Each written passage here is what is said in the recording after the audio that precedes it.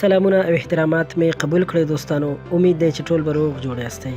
دوستانو یو ډیر دردونکی خبر در سره شریکوم چې د لاهور په یوه یتیمخانه کې چې هغه جنکۍ پیغلې او ماشومان پکې دي چې د هغوی د مور پلار سوری په سر نشته او دغه یوه ټکانه او ځای دی، نو هغوی سره څه سلوک کیږي او د هغوی نه څه مطالبات کیږي. په دې ویډیو کې در سره همدا ټول معلومات شریکوم. د ویډیو تر اخیره موږ سره اوسئ او که زموږ چینل مو نوی سبسکرایب کړئ مهرباني وکړئ خان کلیک در سره همدا اوس سبسکرایب کړئ چې تاسو ته همدغسې ښایسته ویډیوګانې جوړې کړو.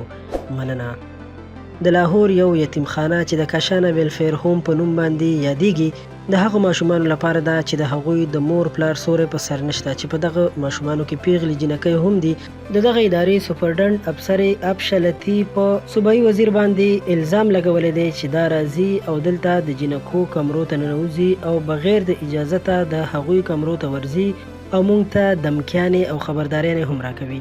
ابشه لطیف الزامات لګولی دي چې په 11 جولای باندې یو صوبایي وزیر د دوی دفتر ته ورغی او په ناګهانه توګه د دوی د دفتر دوره وکړه، د دې په کرسۍ باندې کېناستو او بیا بغیر د اجازت نه د جنکو کمرو ته ورغی چې په دغه کې پیغلې جنکۍ هم دي او هغوی سره په تنهایي کې یعنې په یوازیوالي کې ملاقاتونه وکړل.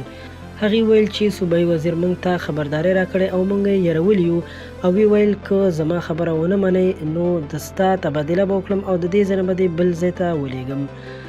ابشه لطیف دا هم وویل چې زموږ د سوشل ویلفیر ډي جی کرن امتیاز ما ته وویل چې هغه ماشومان چې نابالغ دي د هغوی هم باید زر تر زره واده وشي او په بله بنګله کې د هغوی لپاره ځایونه جوړ کړل شي. خو زه له دې خبرو نه یریدم ځکه چې دوی سره به بیا نور قسمه ناروا سلوک هم کیږي. هغه وایي چې دا سلسله د جولای په میاشت کې شروع شوې ده. په دې خبرو باندې ما راپورټ هم لیکلی او شکایت مې وزیر اعلی ته هم استولی، خو زما په خبره باندې چا هیڅ ځواب رانه کړو. هغه وایي چې صوبایي وزیر اجمل چیمه دارالامان ته راغلی او ما سره او زما سټاف سره ډیره بدتمیزي کړې وه. هغه وایي چې موږ هیڅ سړي ته اجازه نه ورکوو چې د دغو جنکو چې یتیمې دي د دوی کمرو ته بغیر اجازته لاړې شي. دا هر څه له هغې نه وروسته په سوشل میډیا باندې او په رسنیو باندې مخې ته راغلل کله چې د دارالامان سپرډنټ ابشه لطیف یو ویډیو جاري کړله او په هغې کې دغه ټول الزامونه ولګول چې شاوخوا یې ولاړې یتیمانې ماشومانې ژاړي او فریاد کوي.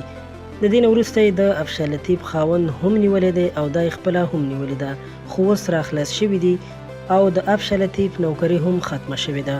دوستانو باید موږ تاسو او ټول مسلمانان د یتیمانانو سره په ډیر شفقت او نرمې رویې سره مخ ته لاړ شو. خو بدبختانه چې دغسې وحشي صفته انسانان چې داسې کارونه کوي نو ډیر زیات د افسوس مقام دی چې د خپل هوس لپاره د خلکو زندګۍ خرابوي او تباه کوي او بیا د داسې انسانانو چې د هغوی په سر باندې د مور پلار سوری هم نه وي. الله دې داسې انسانانو سره خپل عمل وکړي. ډیر مننه کوم چې ویډیو مو را سره تر اخره وکتله. که خوښه شوې مې وي مهرباني وکړئ در سره لایک کړئ. که غواړئ تاسو ته نور هم همدغسې معلوماتي ویډیوګانې جوړې کړو او د نړۍ د معلوماتو څخه خبر شئ نو زموږ چینل خان کلیک خامخا سبسکرایب کړئ. ورسره خوا کې د بیل نشان هم وهئ چې زموږ د هرې نوې راتلونکې ویډیو سره تاسو ته خبر درکړل شي. تر بلې ویډیو درنه اجازت غواړم. د الله په امان.